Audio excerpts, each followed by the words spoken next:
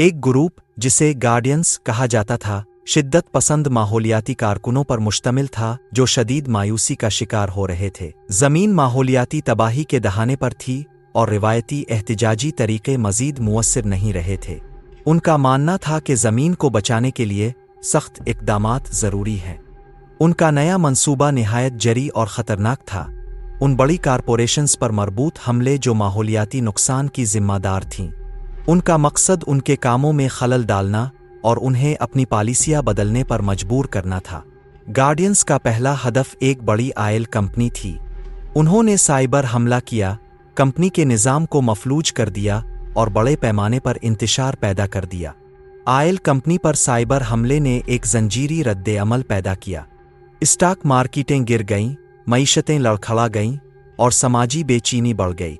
लोग अपनी रोज़ी रोटी और हिफाजत के लिए खौफजदा होकर अपने गुस्से का रुख माहौलियाती कारकुनों की तरफ करने लगे। गार्डियंस, जिन्हें पहले हीरो समझा जा रहा था, अब दहशतगर्द कहलाए जाने लगे।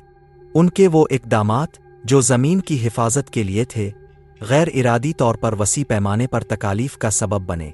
गार्डियंस अंदरूनी तौर पर टूट-फूट का शिकार हो गए, ये देख कर के उनकी नेक नीति पर मबनी कार्रवाइयाँ कितनी तबाहकुन साबित हुई हैं।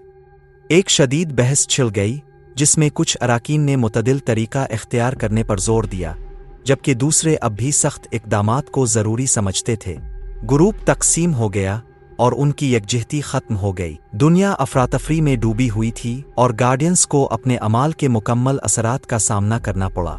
वो उन लोगों के चेहरे देख रहे थे जिन्हें उन्होंने नुकसान पहुँचाया था, उन जिंदगियां जो उन्होंने बर्बाद कर दी थीं। ये एक बार के नज़रियाती कारकुन अब अपनी गलतियों के असरात से परेशान थे। उन्होंने महसूस किया कि उनकी शिद्दत पसंदी न सिर्फ ज़मीन को बचाने में नाकाम रही बल्कि इसने बेपनाह तकालीफ भी पैदा की। गार्डियंस ने आजिज़ी के साथ अपनी नाकामी का एतराफ़ किया और एक नया रास्ता इख्तियार करने का फ़ैसला किया। उन्होंने शिद्दत पसंद इक़दामात को तर्क करके तालीम और आगाही पर तवज्जो मरकूज़ की। उन्होंने वर्कशॉप्स, सेमिनार्स और कम्युनिटी प्रोग्राम्स का एहतमाम किया ताकि लोगों को पायदार ज़िंदगी के इंतखाब की तरफ राग़िब किया जा सके। उन्होंने साइंसदानों, पॉलिसी मेकर्स और कारोबारी इदारों के साथ शिराकत दारी भी की ताकि माहौलियाती मसाइल के लिए जदीद हल तैयार किए जा सके। मिलकर काम करते हुए उन्होंने उम्मीद की कि वो एक ऐसा मुस्तक़बिल तश्कील देंगे जो पायदार हो और तबाहकुन इक़दामात की ज़रूरत ना हो।